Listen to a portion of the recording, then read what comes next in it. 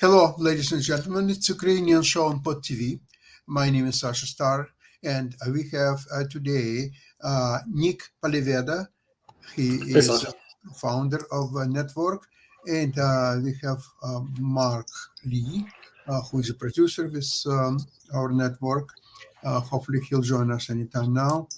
And let's start with the show. So, what are the latest news on Ukrainian front? Okay, let's take a look. There were 680 Russians killed, uh, 4 tanks they lost, as well as 15 armored combat vehicles, 18 artillery systems, 7 air defense systems, 11 vehicles and fuel tankers, and finally 15 tactical unmanned aircraft, otherwise drones, as they're well known. So that's not too shabby. It's not the best day for Ukrainian army, but it's pretty solid. I figured out that about 700 is about the middle line. Anything north of 700 is great. South, it was in the last several months, there was not a day that it would be less than 500 Russians killed. So Ukraine is doing quite fine on that front. Um, Basically, right now, there are a lot of so-called political activities and moves, especially now with the grain deal, that Russia not only refused to participate in the grain deal, but they are also promised to destroy any carrier, whether it's Ukrainian or otherwise. Plus, they're bombing now for several days the Ukrainian ports, such as Odessa, Nikolaev, specifically grain facilities. So they are pursuing basically a policy that what they're saying, yeah, okay, so you forbid us to use the nuclear weapons, fine, okay, we have enough in our arsenal beside the nuclear weapons to make your lives miserable and to show to all the world and United States and whoever that without our goodwill no business is possible. People will starve today to death, and we will punish anybody any way we are prepared, and they're carrying out exactly that. Nick, what do you think the West, United States, should do in this situation? Well, that's a good question. See, years ago when we were studying political science in Russia, there was a theory that the US government adopted called measured response. In other words, and I believe they're adopting it in this particular case too. In other words, if Russia does this, we do this, and it's all a measured response. So to whatever they do, we match it. So, for example, on the cluster bombs, even though people complained about it, the fact is Russia has been using the cluster bombs. So our measured response was, if you're going to use cluster bombs, we're going to use cluster bombs also as well. So the US is engaging in what I call measured response. The other problem that we have is it's a World War I type of battlefield right now, in terms in dug in groups. And everybody's avoiding what we call MAD, which is called mutually assured destruction. Now, years ago, they said, well, part of the reason nuclear wars don't take place is because of this mutually assured destruction. In other words, if Russia was to launch a nuclear weapon toward any of the Western countries, including the United States, we would be assured that there would be no Russia ever to respond. Now, of course, that creates a lot of havoc throughout the whole world, including China and India, who do tend to take a middle road approach. The other thing I think Jonathan Lockwood, Dr. Lockwood brought up, which is good, is a global defense system. Something that because our military is so secret, we're not sure how well our global defense system is right now. In the event Russia does go loony on us and decides to issue a nuclear war, do we have a global defense system to basically knock down most of the Russian weapons? See, this whole part is people don't know. In the meantime, nothing as good is taking place out of this conflict, Sasha. I'm not even sure. Usually when you're in a battle, you have objectives. I have not seen. I know what the objective of the Ukraine is: get back the territory that Russia took from them, that Russia agreed that was theirs years ago, back in what was 1993. But Russia has also been an actor that you can't trust. Remember, Putin put all his, he mobilized his army about a year and a half ago, and said, no, we have no intention of invading Ukraine. Then he invaded Ukraine. So he's basically a liar. And when you have a liar, he lies about everything. So we can't trust anything that comes out of Moscow, which means my travel plans to Russia are abated at this point in time. In other words, Sasha, I'm not going back to St. Petersburg or Moscow to go look at their beautiful buildings, because how can anybody in their right mind spend time with a guy who just, lies?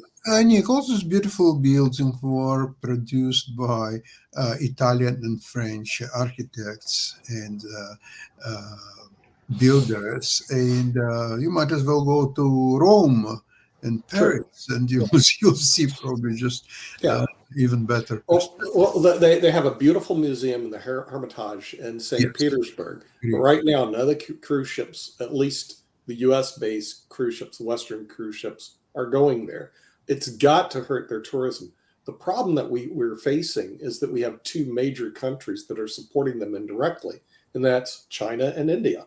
India by continually buying their oil, and China, who overtly is supporting Russia. Now, why is it that the West lets China and India get away with this? I don't get it. Why don't you ask a question why so many Western companies are continuing to deal with Russia? Countless, hundreds of companies which were supposed to exit Russia markets when this war started in February 22, they're still functioning and still working in Russia. And the media prefers not to talk about it, not even to mention these companies, but there are, trust me, hundreds of companies. And unfortunately, this is a very cynic approach, is that, well, we don't know what will be the end result. Maybe there will be a peace anytime soon, and then we have to enter the market again, so we will have a lot of losses to report or so on. But this is, first of all, let's talk about the end of this war. Anybody can imagine what it's going to be like? Never mind when. It could be next month, next year, next 5 years, maybe longer than 10 years, also possible. And what it will be, let's see if right now situation looks like no army can make a breakthrough. Although Ukrainians are very close to it, they are probing Russian positions on all front. And we're talking about front line of longer than 1,000 kilometers, and Ukrainians are probing in different places defenses. If they would have the ATACMS systems, which are the long-range missiles launched from HIMARS, for example, and there are plenty of this in the United States arsenal, plus they can produce any number, whatever, Ukrainians would already today, they could go ahead and take Crimea. Because what's happened is that these entrenchments and minefields, once you go beyond that, there is nothing there. So once you're going and you start to destroy enemy's position beyond these front lines and minefields, you are free to go on just to take almost any territory, as few weeks ago, Prigozhin proved with his mercenaries when they marched from Rostov to Moscow and stopped about 200 kilometers from Moscow. Nobody opposed them. There are some helicopters and so on, which they destroyed instantly, and that's it. There was no Yeah. opposition to that. So the Russia, as much as they are entrenched themselves so well on the front lines with Ukraine, beyond front lines, they are very, very weak. And I think one way or another, I believe in next few weeks, if not earlier, Ukrainian army will be able to organize at least one or two breakthroughs through all these entrenchment positions. Yeah, but Sasha, one of the important things that you brought up and the people on the panel brought up is air superiority. This, to me, is a must if you're going to change the tide of the war or the conflict, because these wars are very strange. The Ukrainians need to demonstrate and have air superiority. We have the technology. We have the F-16s, the 35s that we could send over to them. And until they get dominance in the air, this conflict is going to go on. But I believe, because the United States, one thing we're good at is producing weapons, lots of it. And Russia is just not that big of a country. They have 145 million people. We have 330 million people. But their economy isn't big. Our defenses, we spend 10 times the amount of money on our defense than they do. Their budget's like 80 billion. Ours is 800 billion. So maintaining air superiority without even really causing much problems to the United States is frankly pretty easy. And I think we're committed to that. And this is where you're going to see the change of the tide of this war, because the minute Ukraine receives these F-16s, maybe the 35s, I don't know if they're committed yet. F-16s. I know the 16s are, but the thing is, I want to see the 35s in action. Have to wait a little. I have to wait a little while. But the minute they receive the thousands, because remember, that's the thing that changed the World War II. We produced Sherman tanks, sent them over to Russia. So, and we were able to just produce a lot of weapons and send them. The minute they receive air superiority, then you're going to see the tide of this war change, because I don't think Russia can match financially the might of the United States and the West. And I don't see China wanting to pony up any money for munitions. I mean, they may buy the oil, but they're not going to supply Russia with anything financially. So this is where you're going to see the war change, is when air superiority moves in favor of the Ukraine.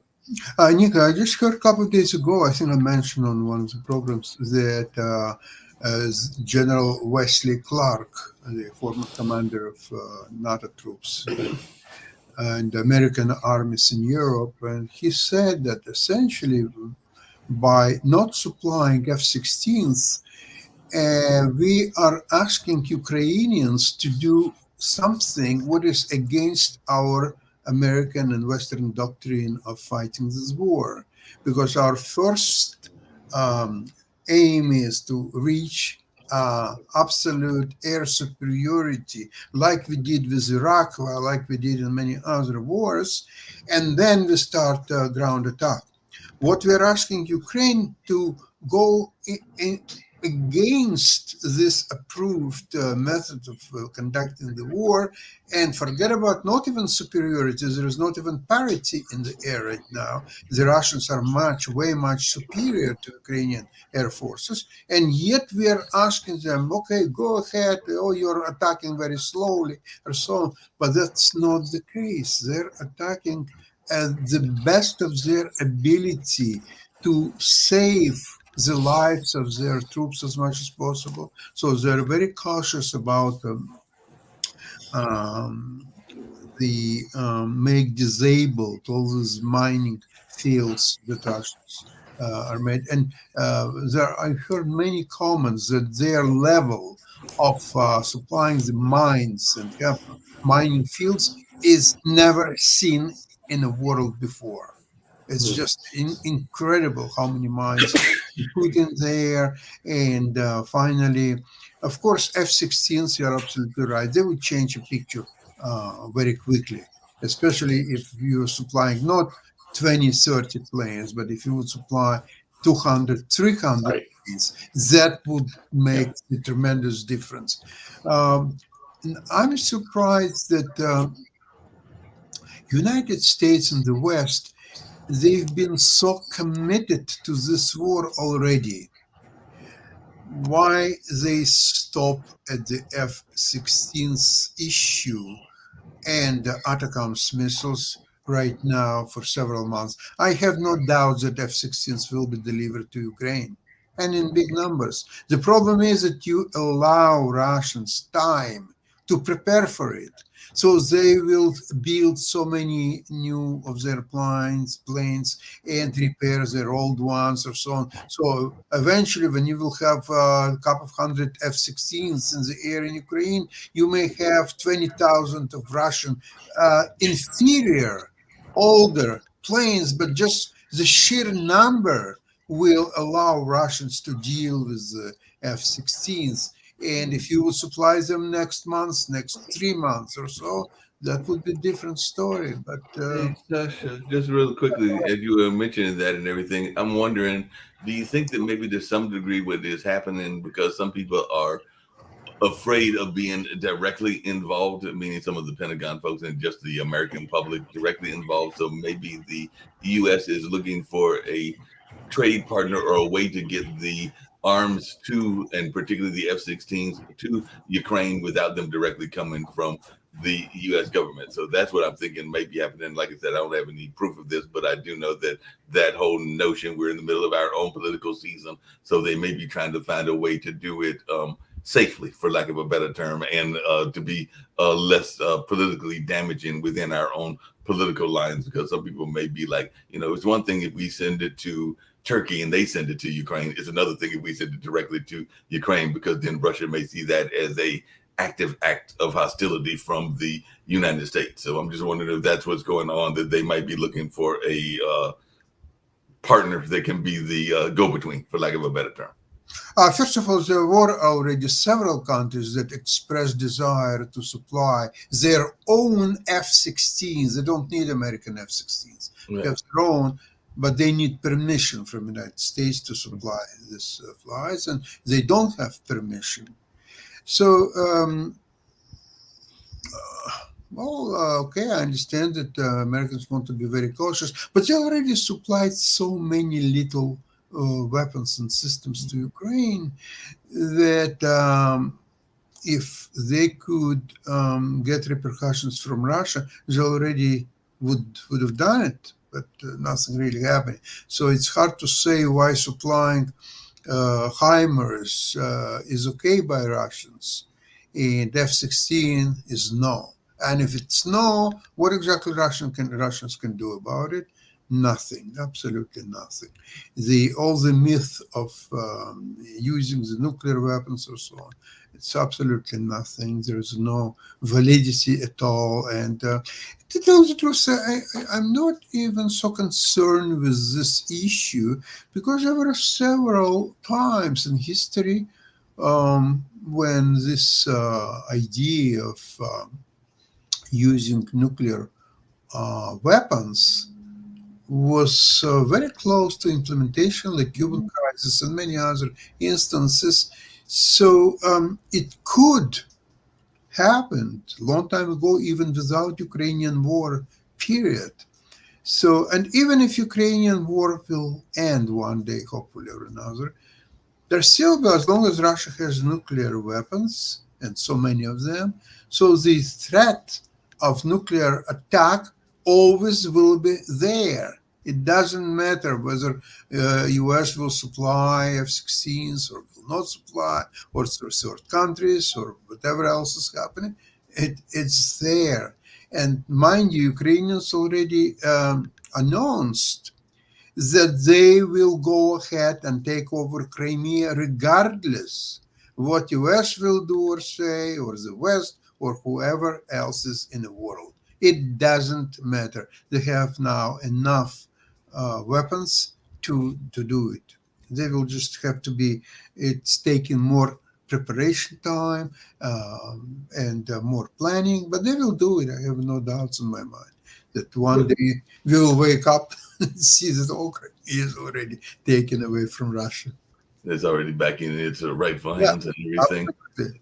What is your thoughts about the whole notion of this Ukraine, and not Ukrainian, but the grain deal? Because I have heard a lot of people, we've talked about it on our news shows and even other things that I've been watching on the internet and on the news channels are talking about the nature of the grain and whether we're going to turn our grain over to China and how this might be disrupting the world economies because of what is going on and who is in control of it. And apparently some people are very concerned about Russia pulling out of the deal, and they're even attacking ports that were delivering some of the grain. And so what is your thoughts about this grain crisis? Is it a real crisis, or is it something that is not as big a deal as some of our media is making it out to be?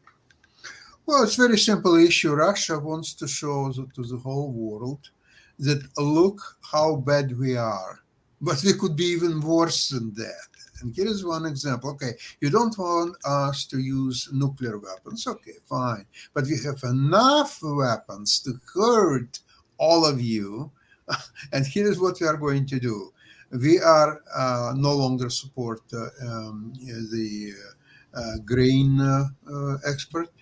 We are, furthermore, we are going to attack any ships, without any exception, who are going to move Ukrainian grain. And number three, we will hurt Ukrainian facilities. We will destroy them all. So even some ships will come there to take over the grain. There will be no facilities available to do that. That's how bad we are. That's what we are. So you have to deal with that. Come on, guys. Think now. Millions of people will starve. You don't want them to starve, right? So you have to say, Russia, what do you want? Oh, you want to end up all these sanctions? Okay, we'll answer. What else do you want? Oh, you want to stop us to supply Ukraine with weapons? Okay, we will stop that as well. What else do you want? Okay. Oh, you want to take over Alaska? You want to take over the Brighton Beach in New York? Okay, we'll give it to you. Here's Alaska. Here's Brighton. Okay, is that okay, Mr. Putin? Okay, now we are friends. Hey, what else we can do? You got a point there and everything. Hey, Sasha, one of the other things I've heard people talk about, and you just actually kind of mentioned it all in that space, but throughout history and definitely ever since we have had the atomic bomb and the nuclear weapons, people have tried to figure out what you do with a nuclear bomb after you don't have the need for it in the world, because there's all these other kinds of technologies that can destroy us just as bad as the nuclear weapons. So are we going to have around the world, because as I mentioned on the news show, apparently North Korea has the nuclear bomb now. Of course, there are other countries. I think India has it as well. So are we going to get a point where too many countries have it? And what are we going to do with all these nuclear bombs laying around? They all can't be, well, I guess they could be detonated, but that would be possibly the end of the world as we know it and everything. But what can we do, or what can society do in order to alleviate this proliferation of nuclear weapons? Because a lot of countries have it, including some countries that are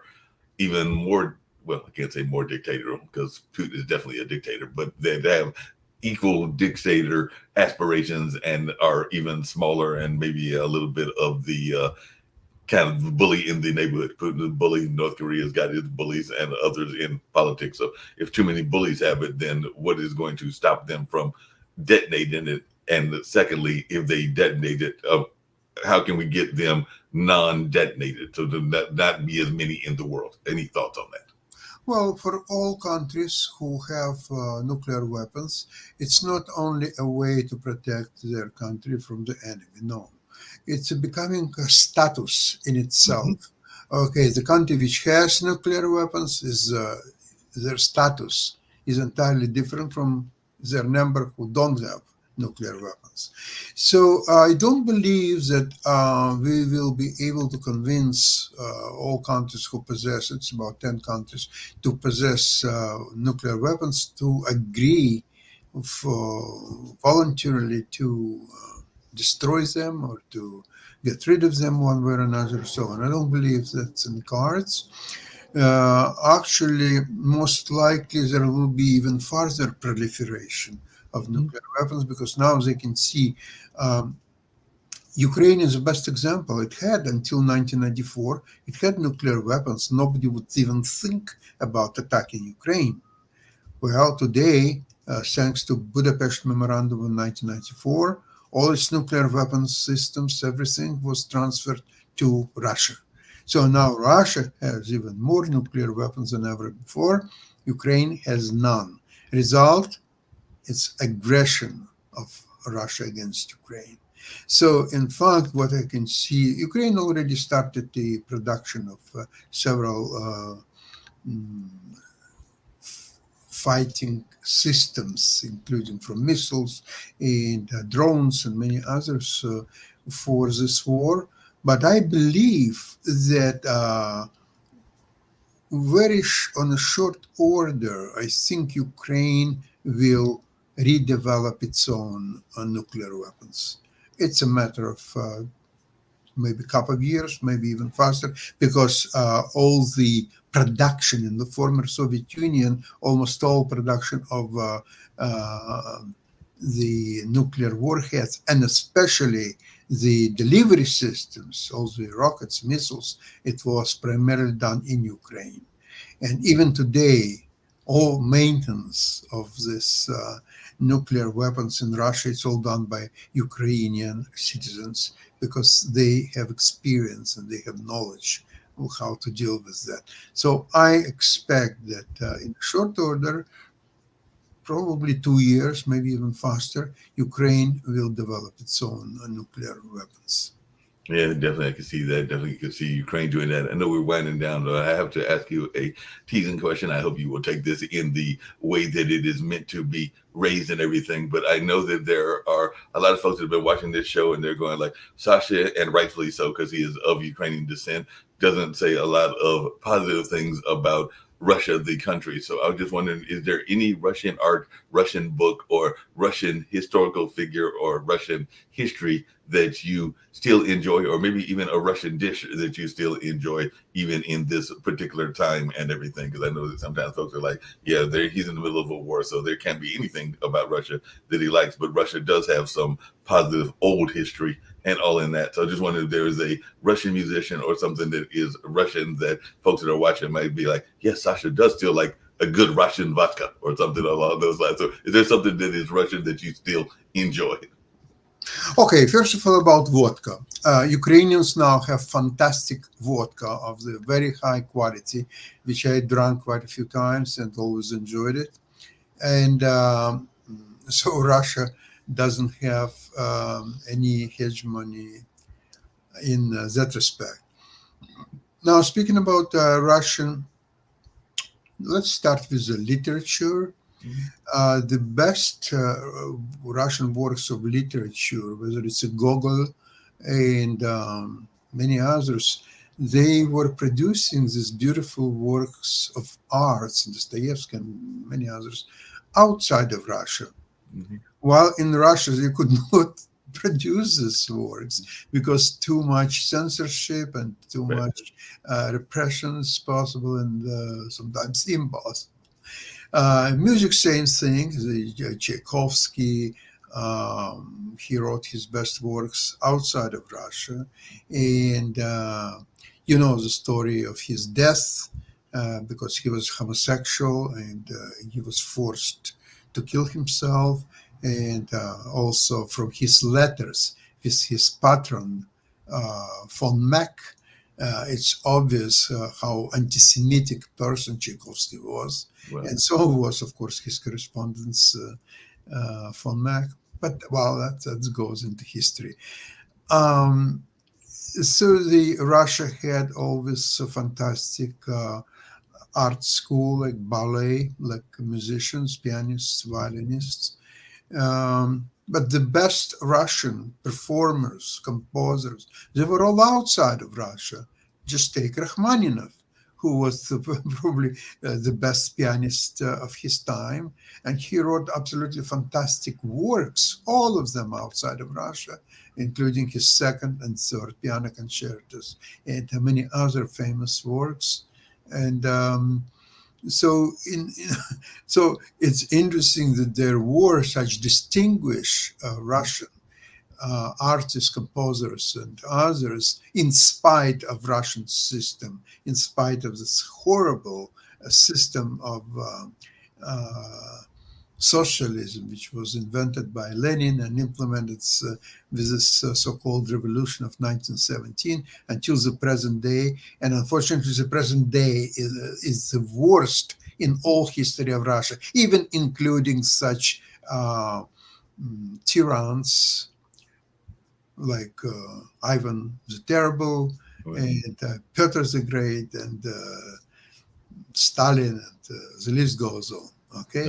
No doubt, and I know that y'all have also had some great sports figures, because some of the ones that are perceived as being Russian and basketball players, I think that they are actually Ukrainian, but you can correct me if I am wrong. But I know that there were a number of boxers on the Olympic scene that were there in the 70s and 80s, because I've definitely been following the Olympics since that time. And if I remember correctly, quite a few of their heritage was actually from Ukraine and some of the other parts of the Russian bigger nation before it broke up and is having countries like Ukraine that are fighting for their freedom. But I can't even remember the gentleman's name, but I know there were a couple that were fighting like the Great American Fighters, and there would be some great fighters that were in that space that were from Ukraine. And I think that that's why y'all have that hardy stock and are definitely able to have some amazing fighting abilities and are definitely some strong citizens of the world and everything. So definitely I commend the work that the Ukrainians are doing in terms of fighting for their freedom. So that's just something that I was going to add. But I do know that a